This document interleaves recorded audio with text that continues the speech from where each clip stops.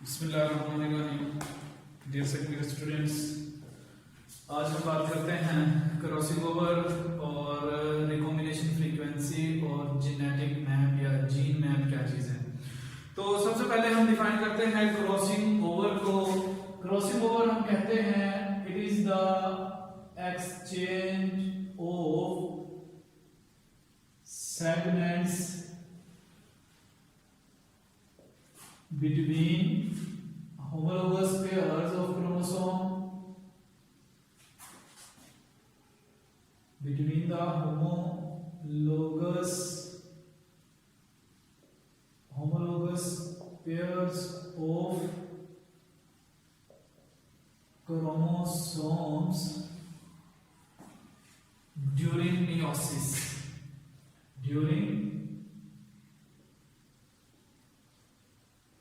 यही वजह थी, हमने बात की थी कि मियोसिस जो है वो रिकॉम्बिनेशंस डेवलप करता है। अब फर्ज किया कि सपोज हमारे पास एक पेरेंटल क्रोमोसोम है कि जिसमें जो अलील्स मौजूद है, जैसे मिसाल के तौर पर ये कैपिटल ए है और ये कैपिटल बी है, तो इसके दूसरे क्रोमेटिड पर भी जाहिर सी बात है यही अलील मौजूद होंगे। और इसी तरह से अगर हम एक और होमोलोगस पेयर जो है वो क्रोमोसोम्स का ड्रॉ करें, सपोज किया कि ये वाली जो लाइन हम इसकी सेंट्रोमेयर वाली बना रहे हैं और इस पर भी अगर सपोज किया फर्ज किया कि ये एक अलील मौजूद हो और एक अलील ये है, तो ऐसी सूरत में हम देखते हैं कि इक्वल एक्सचेंज होता है सेगमेंट्स का by chiasmata formation between the non sister chromatids. यानी कि ये वाला जो बाजू है एक होमोलोग का और ये वाला क्रोमेटिड दूसरे होमोलोग का, हम इसको कहते हैं these are called non sister chromatids during the packaging stage of the meiosis first prophase. Meiosis first की स्पोरोफेज फर्स्ट में हम देखते हैं कि जो पैकेजिंग स्टेज है वहां पर ये होमोलोगस पेयर्स ऑफ क्रोमोसोम एक दूसरे के आमने सामने आते हैं और इस तरह से हम देखते हैं कि क्रॉसिंग ओवर का इक्वल एक्सचेंज होता है कि ये वाला होमोलोग इक्वल पार्ट में इधर चला जाता है, अपना एक सेगमेंट ये वाला इस होमोलोग को दे देता है। तो इस तरह से हम देखते हैं नेक्स्ट जनरेशन में अगर क्रॉसिंग ओवर ना हो तो ये होमोलोग पेरेंटल कॉम्बिनेशन के हिसाब से ही अगली जनरेशन में मुंतकिल होंगे। लेकिन अगर क्रॉसिंग ओवर हो तो ऐसी सूरत में हम देखते हैं कि इक्वल एक्सचेंज होता है सेगमेंट्स का। अब जरा हम इसको क्रॉस ओवर टाइप के क्रोमोसोम्स की सूरत में बना के देखते हैं। अब देखें ये वही एक होमोलोग था, पेरेंटल टाइप था, जिसमें इस पर कैपिटल ए और यहाँ पर कैपिटल बी था। अब इस पॉइंट से क्रॉसिंग ओवर होने की वजह से अब ये जो सेगमेंट है इस होमोलोग में ये दूसरे पार्टनर होमोलोग का आ चुका है और इसका यहाँ पर जो अलील है इसको हम कहते हैं it is the small B. और इसी ही तरह से जो दूसरा पार्टनर होमोलोग था, जैसे हम इसको बना लेते हैं, सपोज किया ये दूसरा पार्टनर ये पॉइंट सेंट्रोमेयर के पॉइंट को जाहिर करता है, तो यही इक्वल सेगमेंट इस वाले होमोलोग का जो कि नॉन सिस्टर क्रोमेटिड्स कहलाते हैं इस वाले होमोलोग के साथ अटैच हो चुका था। लिहाजा इस पर जो अलील है इसको हम देखते हैं it is the capital B और ये वाले जो अलील्स मौजूद हैं इस होमोलोग पर these are the small A and these are the small B. अब मियोसिस फर्स्ट होगी तो ये दोनों होमोलोग एक दूसरे से अलग होंगे और ऐसे ही मियोसिस सेकंड में ये सेंट्रोमेयर टूट के और ये क्रोमेटिड्स अलग अलग हो जाएंगे। लिहाजा ऐसी सूरत में जब गैमीट्स की फॉर्मेशन होगी तो हम देखते हैं गैमीट्स की फॉर्मेशन की स्टेज पर अब देखें ये वाले होमोलोग कुछ इस तरह से नजर आएंगे कि ये एक होमोलोग है, इसमें जो पेरेंटल कॉम्बिनेशन है वो ही रहेंगे। उसकी रीजन कि ये क्रॉसिंग ओवर में इन्वॉल्व नहीं था। इसी तरह से इसका जो दूसरा क्रोमेटिड था जो क्रॉसिंग ओवर में इन्वॉल्व था, अब देखें इसका ये वाला सेगमेंट जो है ये टाइप का है और इस पर जो यहाँ पर अलील पाया जाता है इट इज द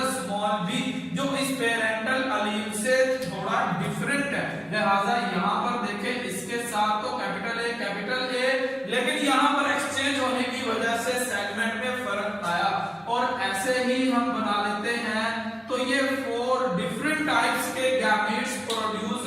होंगे। इस क्रोमेटिड ने अपना इक्वल सेगमेंट ऊपर वाले होमोलोग को डोनेट कर दिया था, तो लिहाजा यहाँ पर जो अलील मौजूद है it is the capital B. और ऐसे ही हमने कहा था यहाँ पर जो अलील मौजूद है स्मॉल ए और ये है स्मॉल बी, और ऐसे ही यहाँ पर जो अलील मौजूद होगा ये स्मॉल ए है। अब जरा गौर करें तो एक होमोलोग जो एक पेरेंट का है वो कैपिटल ए कैपिटल बी के अलील के साथ है, और दूसरा होमोलोग जो दूसरे पेरेंट का है इसको हम कहते हैं स्मॉल ए स्मॉल बी टाइप का है। लिहाजा हम इसको कहते हैं ये वाला capital A with capital B it is the parental type. ये क्या है? Parental type. लेकिन कैपिटल ए स्मॉल बी के साथ आया, इसको हम कहते हैं it is the recombinant, it is the recombinant type. और ऐसे ही ये वाला स्मॉल ए कैपिटल बी के साथ रिशफल हुआ, इसको भी हम कहते हैं it is called the recombinant type. और ऐसे ही स्मॉल ए स्मॉल बी के साथ है, इसको हम कहते हैं it is also of the parental type. तो इस तरह से आप जरा गौर करें कि 4 गैमेट्स प्रोड्यूस होते हैं मियोसिस के नतीजे में, क्योंकि 4 सेल्स पैदा होते हैं। और ऐसी सूरत में हम देखते हैं उन 4 में से 2 पेरेंटल टाइप के रहते हैं, जबकि 2 रिकॉम्बिनेंट टाइप प्रोड्यूस होते हैं। तो इस तरह से किसी भी इंडिविजुअल में रिकॉम्बिनेशन फ्रीक्वेंसी जो है उसके टोटल अलील जो पेरेंटल टाइप, टोटल गैमेट्स जो पेरेंटल टाइप्स के हैं उनमें रिकॉम्बिनेंट टाइप को हम डिवाइड करते हैं 2/4 इट इक्वल्स टू द 50%, यानी maximum recombination frequency bye crossing over and reshuffling जो किसी भी इंडिविजुअल की नेक्स्ट जनरेशन में जा सकती है वो 50% ही हो सकती है। क्योंकि हम देखते हैं ये 2 हैं कुल 4 में से, तो इस तरह से कभी भी रिकॉम्बिनेशन फ्रीक्वेंसी नेक्स्ट जनरेशन में 50% से ज्यादा नहीं हो सकती। हाँ, अगर म्यूटेशन ना हो जाए तो, यानी क्रॉसिंग ओवर के जरिए से मैक्सिमम जो नेक्स्ट जनरेशन में रीशफलिंग और रिकॉम्बिनेंट टाइप है वो 50% निकल सकते हैं। अब जरा हम गौर करते हैं, सपोज किया कि ये 4 डिफरेंट टाइप्स के गैमीट्स हैं एक पेरेंट के जिसमें क्रॉसिंग ओवर हुई है, और हम देखते हैं कि ये 4 डिफरेंट टाइप्स के जो गैमीट्स हैं अगर किसी एक ऐसे इंडिविजुअल के क्रोमोसोम्स के साथ जो है वो हम देखते हैं, सपोज किया कि ये एक पेरेंट था जिसमें हमने नोट किया है कि मौजूद है कैपिटल ए वाला एक होमोलोग है एक बाजू पर, और इसी ही तरह से यहाँ पर कैपिटल ए लगाते हैं कैपिटल बी लगाते हैं, जबकि इसका जो दूसरा हम देखते हैं होमोलोग मौजूद है, इस पर क्या मौजूद है? It is the small A and small B. अब जरा गौर करें, जैसे हमने ये वाला पेरेंट लिया, अब इसमें रिकॉम्बिनेशन और रीशफलिंग के जरिए से जो डिफरेंट टाइप्स के गैमीट्स पैदा होंगे वो 4 पॉसिबिलिटीज हैं, यानी इसके जो गैमीट्स बनेंगे वो हम देखते हैं 4 बन सकते हैं जैसे हमने ये बनाए हैं। और इस अगर पेरेंट का क्रॉस किसी एक ऐसे पेरेंट से हो जाता है जिसके दोनों के दोनों होमोलोग जो हैं, दोनों के दोनों क्रोमोसोम्स में जो अलील्स पाए जाते हैं वो स्मॉल वाले यानी रिसेसिव वाले हों, यानी यहाँ पर भी स्मॉल ए स्मॉल बी मौजूद हो, और ऐसी सूरत में जो इसका दूसरा होमोलोग हो उस पर भी हम देखते हैं स्मॉल ए और स्मॉल बी मौजूद हो। बुक में इन्होंने इसको सिंगल क्रोमेटिड के फॉर्म में लिखा हुआ है, तो वैसे भी कोई फर्क नहीं पड़ेगा क्योंकि अलील एक जैसे हैं, लिहाजा इसमें जितने भी बार रिकॉम्बिनेशन हो जाए, गैमीट फॉर्मेशन हो जाए, लेकिन इसके गैमीट्स तमाम के तमाम सेम रहेंगे,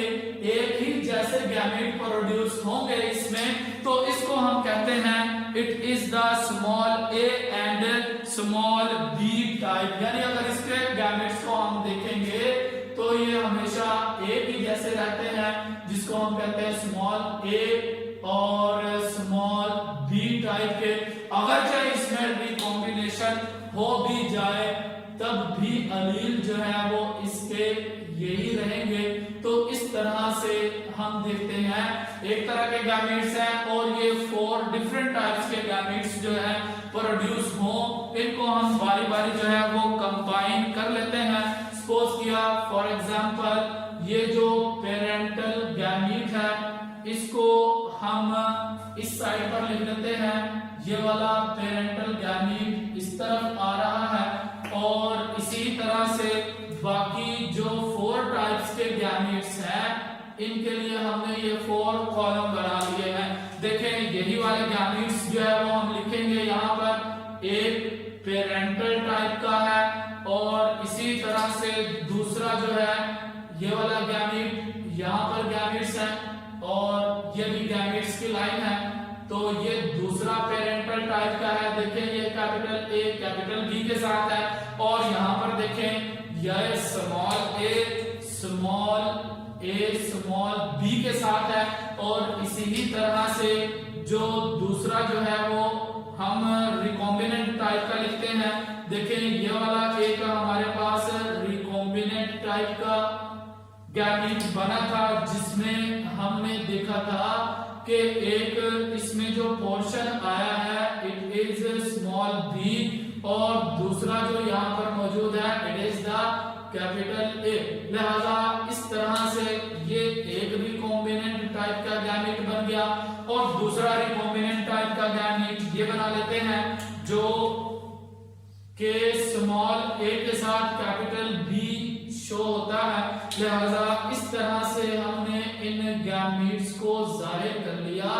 अब देखें अब ये 4 डिफरेंट टाइप्स के गैमीट्स बने, एक ऐसे पेरेंट में जिसमें क्रॉसिंग ओवर हुई और एक ऐसे पेरेंट में जिसमें क्रॉसिंग ओवर नहीं हुई। अब इन गैमीट्स की हम कॉम्बिनेशन मिलाते हैं तो देखें जरा, यहाँ से हमारे पास जो एलील जो गैमीट आ रहा है, जो क्रोमोसोम आ रहा है, इसमें कैपिटल ए मौजूद है, कैपिटल बी मौजूद है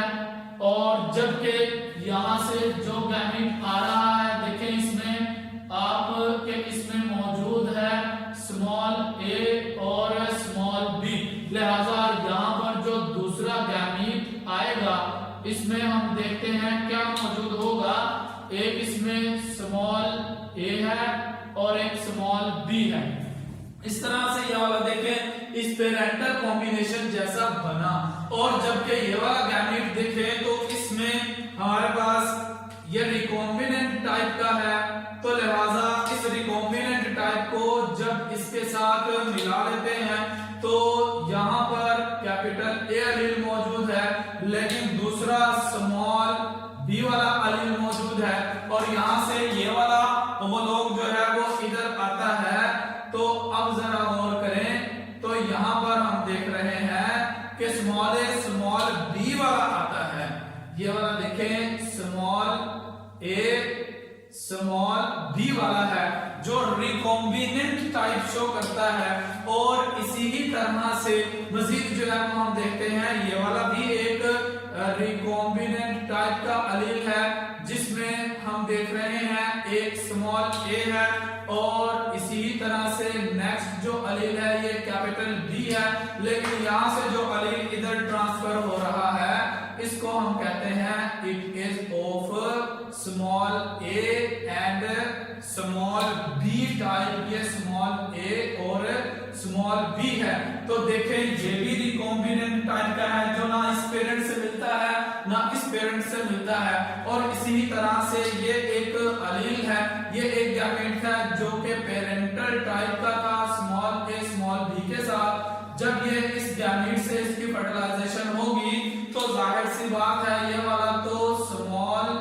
ए स्मॉल बी वाला है। अब जरा गौर करें तो 2 रिकॉम्बिनेंट टाइप्स के इंडिविजुअल प्रोड्यूस होने के चांसेस हैं जो कि रिकॉम्बिनेंट गैमेट्स के जरिए से फर्टिलाइजेशन के जरिए से पैदा होते हैं और 2 पेरेंटल टाइप के पैदा होने के चांसेस हैं जो नॉन रिकॉम्बिनेंट टाइप के गैमेट्स के जरिए से पैदा होने के चांसेस होते हैं। अब वो कहता है कि अगर इसकी वैल्यू जो है ये 40% हो और रिकॉम्बिनेंट टाइप जो है 10-10 वैल्यूज में आते हैं, ज्यादातर चांसेस जो हैं वो पेरेंटल टाइप्स के प्रोड्यूस होने के हैं, तो ऐसी सूरत में हम देखते हैं